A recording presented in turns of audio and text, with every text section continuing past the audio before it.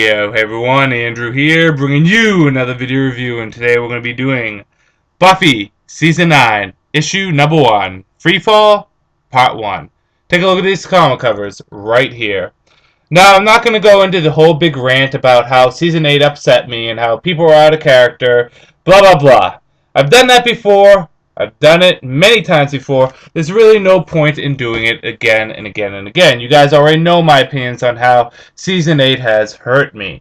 However, what I can say is this, is that I'm optimistic that Season 9 will be a good season, that it will bring Buffy back to what I want it to be, and make up for the travesty that was the end of Season 8.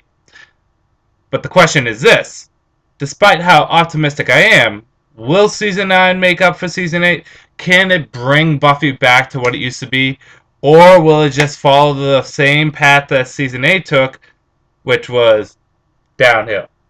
Well, we'll figure that out as this season comes along. But we're not talking about the season as a whole. No, we're talking about issue number 1 of Season 9. So, with that said, let's jump into it. Issue number 1 starts off sometime after Season 8 finished. And Buffy is now in an apartment with some roommates that we know nothing about, but we get some information throughout the comic about their new characters. And she's having a big party! Yay! And she's introducing her roommates to all her friends and family, because Dawn's family. And Spike comes along, and so does Riley and Andrew and Dawn and Xander and also Willow, and Willow brings a date. And throughout the whole entire comic, we get Buffy hungover the next morning and then trying to figure out exactly what happened the previous night. While this is going down, there's some demons talking about how a spell is weakening. Why there's still spells around? I thought magic was gone. Maybe that's why the spell is weakening. But anyways, talking about how a spell is weakening and more demons showing up, killing other demons, and people are dying, so on and so forth. I know that's really generalized, but that's the thing. You see one girl dead, and then you see one demon show up and kill a bunch of other demons. Again, sorry if I'm not that specific, but that's the basic gist. And again, Buffy is trying to exactly figure out what happened the night beforehand during this party. And while we're getting the recaps to what happened beforehand, we get little bits of information on where people are at in their life. Where Xander is, which is kind of in an awkward place because he had a weird conversation with Buffy that I really don't know what to take from it. We get a little bit of where Dawn is, very little. We get a little bit where Spike is, which is not much different from, where he's always been. And we get a bit where Riley and Willow are. Willow in particular is still, I don't know if the word's upset, but she doesn't like the decision that Buffy made when it came down to the seed.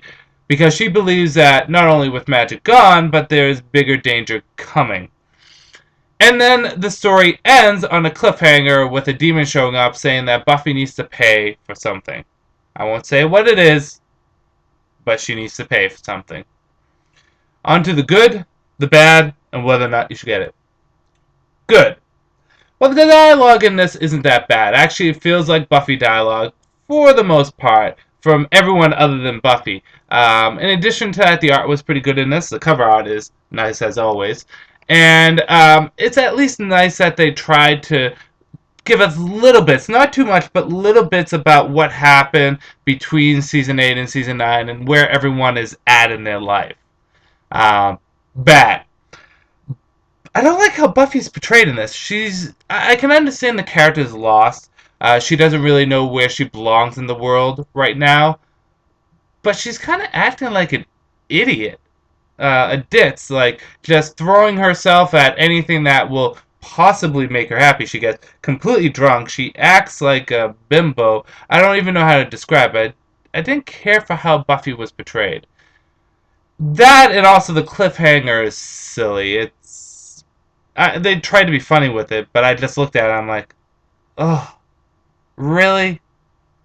Really? So I didn't really care for the cliffhanger. I do have to say in the good, I do like how they had every character in there in the current Buffy cast, for the most part. Whether or not you should get it.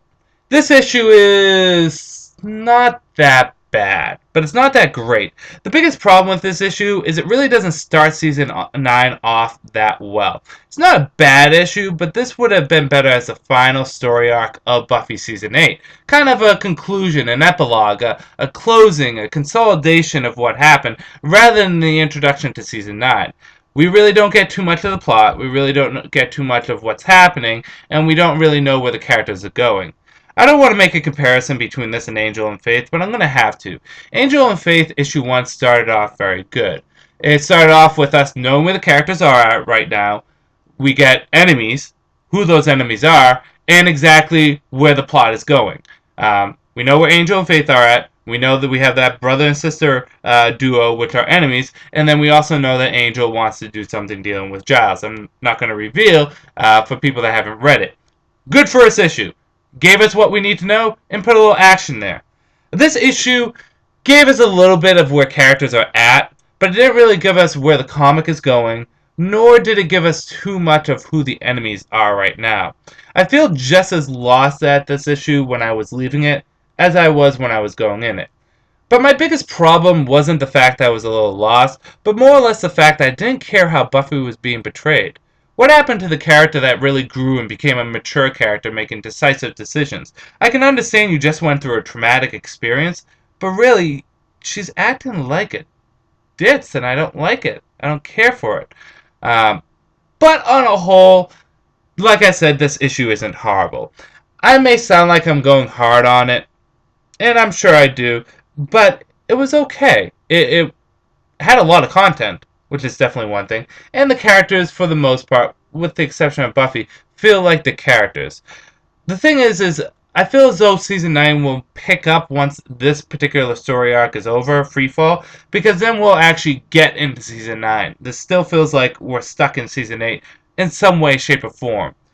Do I recommend picking it up? For Buffy fans, I would say yes, just so that we see where Season 9 is going. Pick it up and then stay for maybe a story arc, or at least until issue 2. But like I said, they really need to kind of get their act together, because although this is not bad, it's not necessarily overly that good. So with that said, I'm going to stay optimistic. I'm going to keep my mind open. I'm going to keep on hoping, but I'm going to call it as it is. So with that said, I'm going to end this review here. This is Andrew saying, peace out for now.